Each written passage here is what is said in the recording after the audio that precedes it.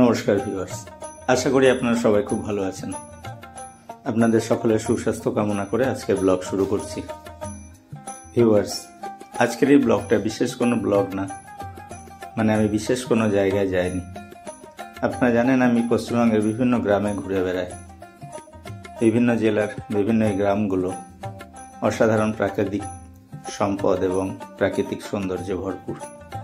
তো সেরকমই কিছু গ্রাম আমি আজকের এই ব্লগে তুলে ধরবো আপনাদের সামনে, যে গ্রামগুলো নদিয়া জেলার চাকদা, শিমুরালী, রানাঘাট বা তার পার্শ্ববর্তী অঞ্চলের। তো দেখতে থাকুন আজকের এই ব্লগটা। ধন্যবাদ।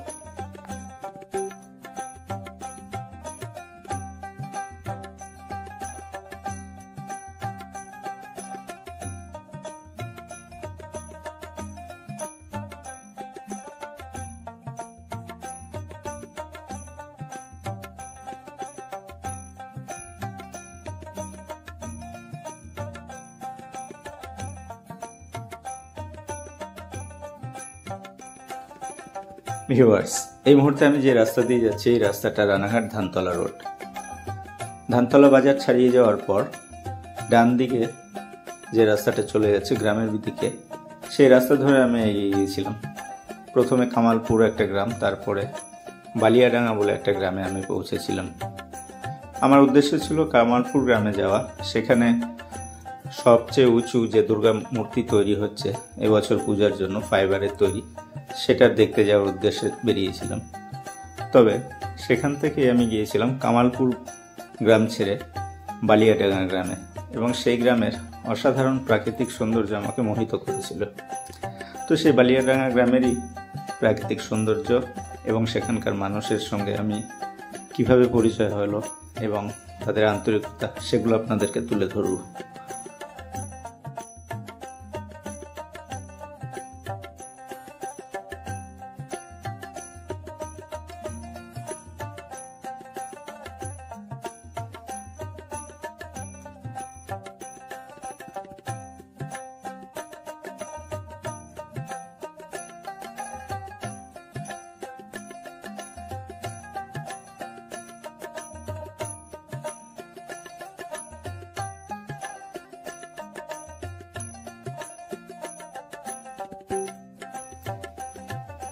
ভিউয়ার্স, এই রানাঘাট ধানতলা রোডের উপরে পূর্ণনগর যে গ্রাম, সেই গ্রাম থেকে বাঁ দিকে গেলে আপনারা যে ফ্লাওয়ার ভ্যালি নামে পরিচিত, ইদানিং খুব ভাইরাল হচ্ছে, যেখানে প্রচুর ফুলের চাষ হয়, চাপড়া বলে একটা জায়গা, সেখানে পৌঁছাতে পারবেন।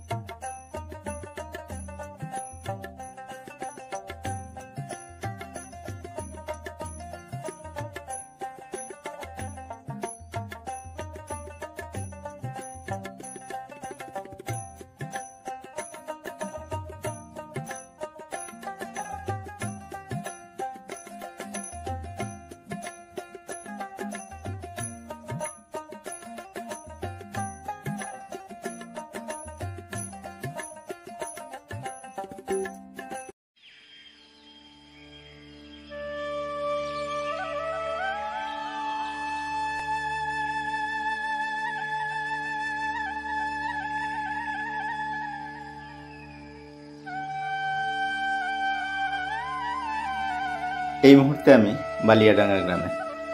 এই বালিয়াডাঙ্গা গ্রামটা নদিয়া জেলারই এরুলির কাছে। এরুলি আপনারা জানেন, চাকদা থেকে চাকদা বনগা রোড ধরে বিষ্ণুপুর, বিষ্ণুপুর থেকে বাঁ দিকে গাংনাপুর, গাংনাপুর থেকে আইসমালি রোড ধরে এরুলি পৌঁছানো যায়। আপনারা এই রাস্তা দিয়েও পৌঁছাতে পারেন, আবার আপনারা রানাঘাট ধানতলা রোড ধরেও এই গ্রামে আসতে পারেন।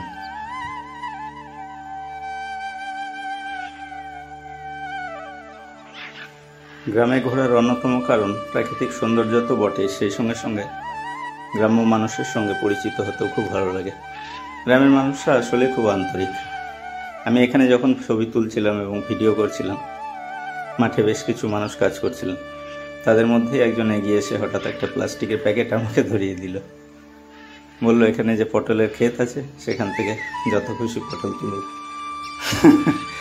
আর সেই সঙ্গে সঙ্গে এই যে ফুলগুলো দেখছেন, এখান থেকেও বেশ কিছু ফুল তুলে আমাকে দিলেন পুজো দেওয়ার জন্য।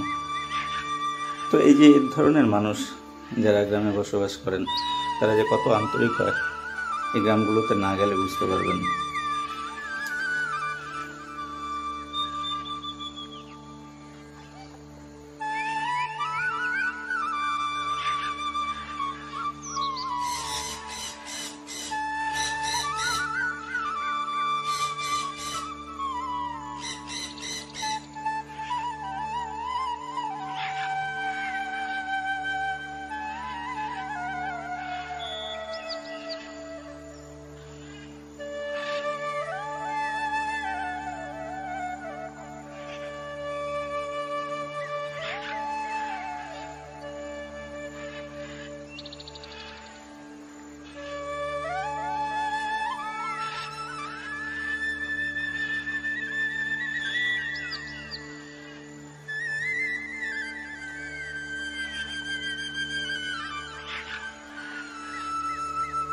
বন্ধুরা, এখন আমি আছি নদীয়া জেলার চাকদাহের সান্যালচরে।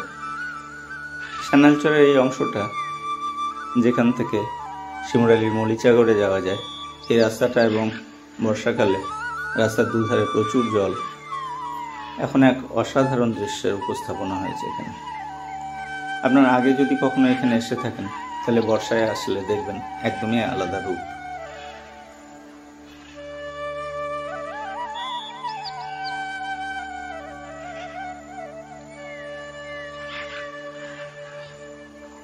এই মুহূর্তে আমি যে গ্রামে আছি সেই গ্রামের নাম পুরুলিয়া। এই গ্রামটা চাকদা ব্লকেরই হিংনারা গ্রাম পঞ্চায়েতের অন্তর্গত একটা গ্রাম। এই গ্রামে যাওয়ার জন্য আপনাকে শিলিন্দা হয়ে দরাবপুর থেকে হিংনারা থেকে বাঁ দিকে গেলেই আপনারা এই গ্রামে পৌঁছাতে পারবেন। গ্রামের নামটা শুনে রাখুন আরেকবার, পুরুলিয়া।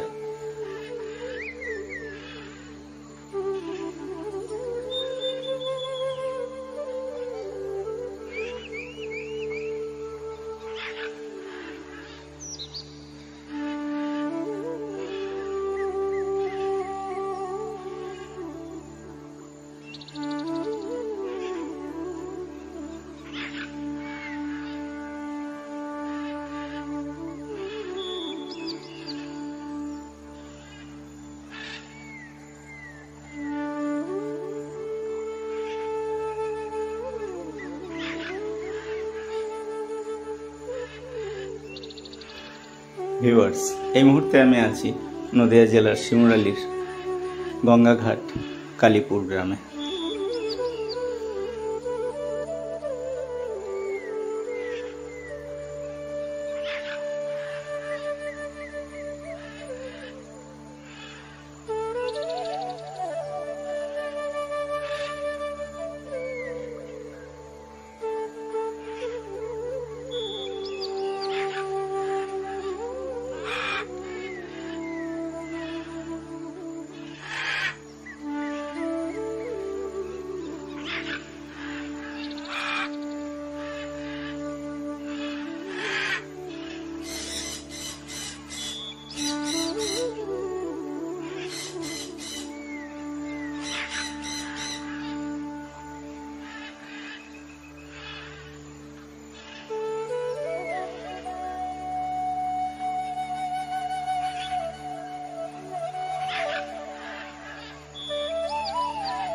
ভিউয়ার্স, এই মুহূর্তে আমি যে গ্রামে দাঁড়িয়ে আছি সেই গ্রামের নাম ইছাপুর।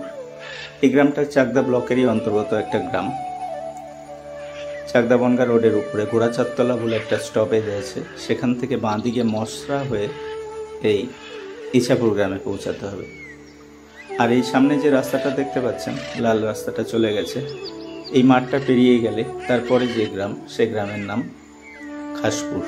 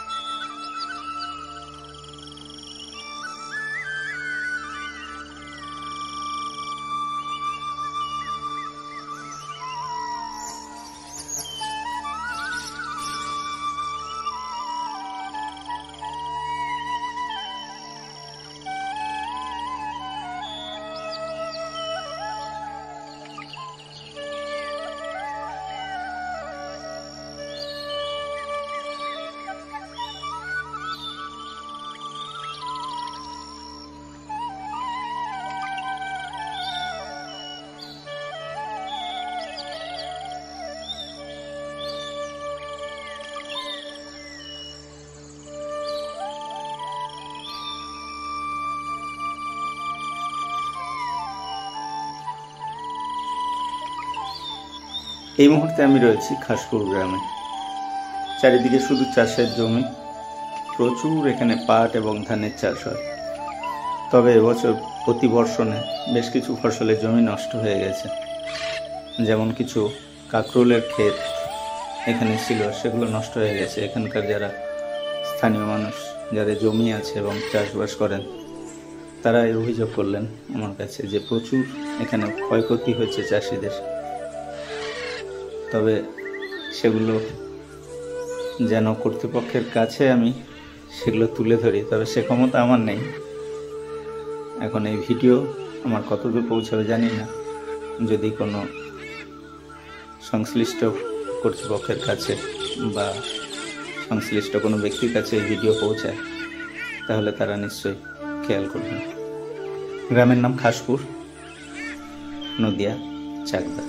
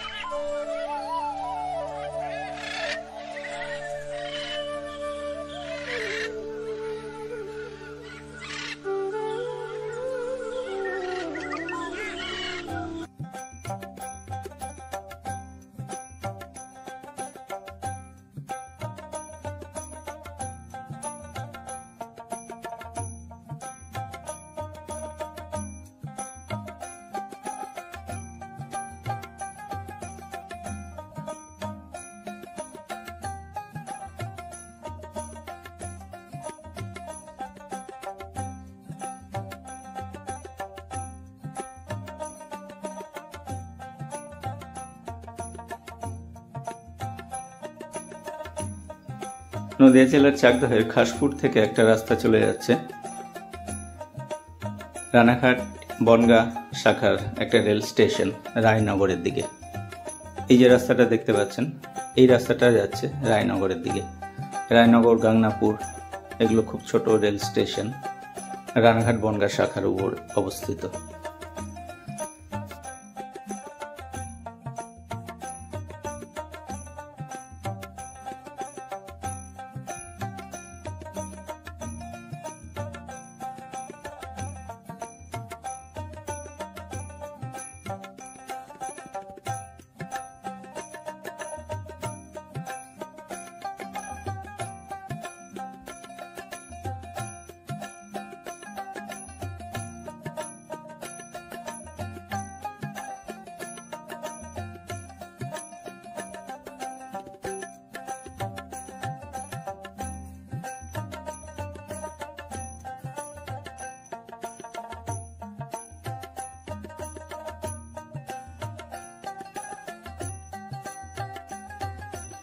ভিউয়ার্স, আজকের মতো ব্লগটা এখানে শেষ করছি। আবার আপনাদের সঙ্গে দেখা হবে অন্য দিন, অন্য কোথাও। নমস্কার।